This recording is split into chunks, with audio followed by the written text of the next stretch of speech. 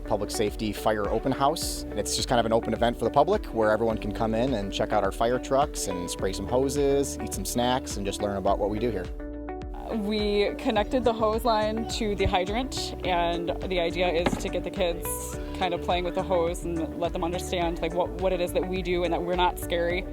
We do some fire safety demos, we put our apparatus out for display, and really try to educate the public on fire safety. At noon today, we're going to be doing a fire extinguisher demonstration to teach people how to properly use a fire extinguisher and some hazards they can encounter in the kitchen while they're cooking.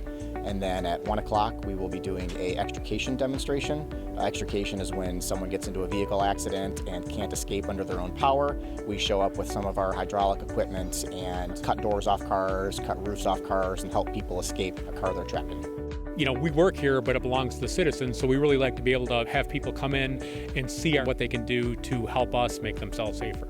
This has been going on for way longer than I've been here. I've been here for 9 years, I've been a firefighter for 13, this has been around for a long time. It's a great event. It brings the community into our department, gives us the ability to show them a little bit what we do, and provides an opportunity to get to know the young kids in the community.